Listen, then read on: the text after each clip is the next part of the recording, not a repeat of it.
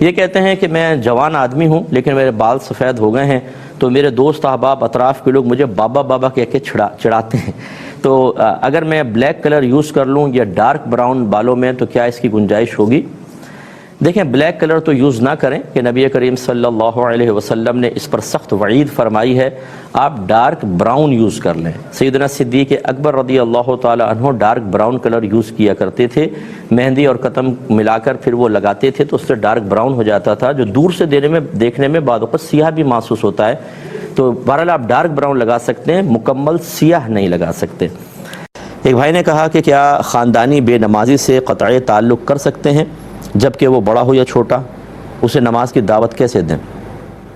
دیکھیں، بڑا ہو تو نماز کی دعوت بہرحال انہیں بھی دائرہ ادب میں رہ کر کہہ سکتے ہیں، آپ پیار محبت سے کہیں، اور چھوٹا ہے تو پھر اس کو ڈانٹ کے بھی کہہ سکتے ہیں اگر آپ کے چھوٹے بھائی بہن جیسے ہوتے ہیں، تو یہ تو کوئی مسئلہ ہی نہیں ہے، ہمت کر کے آپ ان کو کہنا چاہیے، یا ایسا ماحول بنائیں، کوئی کتاب وغیرہ لا کر دیں جن میں عذابات کا بیان ہو، ایسی کوئی اسپیچز سنا دیں، ہمارے پروگرام سنوا دیں، تاکہ سننے کے بعد اثر ہوتا ہے، اور آپ ڈائریکٹ کہیں گے تو شاید بڑا اثر قبول نہیں کرے گا، تو تلقین تو کرنی چاہیے۔ ہاں، اگر آپ کو یقین ہے کہ جھگڑا کرے گا، بات نہیں مانے گا، فتنہ فساد پھیلائے گا، تو پھر آپ کا تلقین نہ کرنا بھی جائز ہے، پھر اس کے حال پہ چھوڑ دیں۔ اور دوسری، جہاں تک آپ نے قطع تعلق کی بات کہی، تو میں نے پہلے بھی شاید یہ سمجھانے کی کوشش کی تھی کہ کیا ایک نماز ہی ایسی چیز ہے جس کی بنا پہ قطع تعلق کریں گے؟ اور بہت سارے گناہ کبیرہ بھی گھر والے کر رہے ہوتے ہیں، تو اگر ہم ان گناہوں پر قطع تعلق کرنا شروع کر دیں، اگرچہ اصل مطلوب شرع یہی ہے کہ اگر ایک شخص گناہ اعلانیہ طور پہ کر رہا ہے، نہیں مانتا، تو اس کو چھوڑ دیں، لیکن یہ ایسے گناہ ہمارے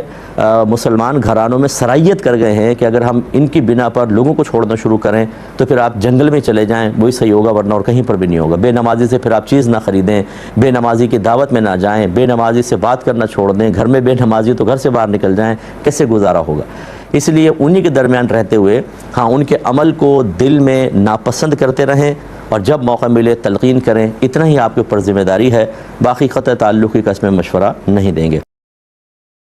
کہ نظر آنے والی نجاست اگر کہیں لگی ہو تو کہتے ہیں 3 بار کپڑے سے اس کو یا کسی چیز سے پونچھ دیں، صاف کر دیں تو وہ پاک ہو جاتی ہے۔ جیسے یہ بالکل چکنی سطح ہے اس پہ نجاست گرے گی تو چونکہ مسام نہیں ہے، یہ جذب نہیں کرے گی نجاست کو، تو اس کو پاک کرنے کا طریقہ ایک تو پانی بہا دیں، اور یہ دوسرا طریقہ یہ ہے کہ کوئی ٹیشو وغیرہ لے کر ایک دفعہ اس کو صاف کریں، پھینک دیں، پھر دوبارہ دوسرے ٹیشو سے، تیسرے ٹیشو سے، حتیٰ کہ جب نجاست کی اسمیل اور رنگت وغیرہ بالکل نظر نہیں آ رہی تو اس کو پاک مانا جائے گا۔ وہ کہتی ہیں تو نظر آنے والی نجاست کے بارے میں ہے، جو نظر نہ آئے اس کے بارے میں کیا حکم ہوگا؟ تو یہ میں ان سے کویسچن کرنے لگا تھا کہ نظر نہ آنے کا کیا مطلب ہے، یہ مجھے سمجھ میں نہیں آیا۔ اگر تو یہ کہہ رہی ہیں کہ نجاست تو کہیں گری ہے یہاں پر، لیکن کس مقام پر ہے یہ پتہ نہیں، جیسے بچے نے پیشاب کیا اور چھینٹیں ادھر بھی آ کے گر گئی مثلا ٹیبل پہ اور اس کی سطح بالکل چکنی ہے، اب وہ کہاں کہاں ہے یہ پتہ نہیں، تو کیا حکم شرع ہوگا؟ اگر یہ کہنے کا مقصد ہے تو پھر یہ اس میں حکم یہ ہوگا کہ آپ پوری کو ایک دفعہ جیسے کپڑا کریں، تھوڑا سا یوں پورے کے اوپر اس کو پھیر کے ہٹا دیں،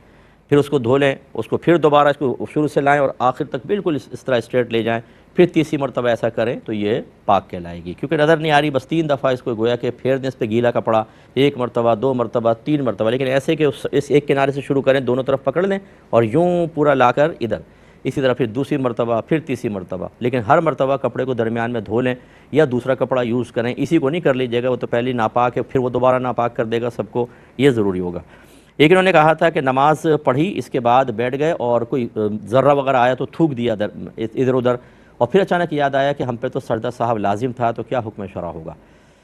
میں عوام کو سمجھانے کے لیے عرض کر دیتا ہوں کہ ہوتا یہ ہے کہ اگر آپ پہ سجدہ صاحب واجب ہے اور آپ بھول گئے سجدہ صاحب کرنا اور آپ نے سلام پھیر دیا، تو جب تک آپ اسی حالت میں قائم ہیں، جو ایک نماز کی سی حالت ہوتی ہے اور اس میں نماز کے منافی، نماز کے خلاف آپ نے کوئی کام نہ کیا، اور فرض کر لیں 10 منٹ بھی بیٹھے رہے اور یاد آ گیا تو فوراً آپ سجدہ صاحب کریں،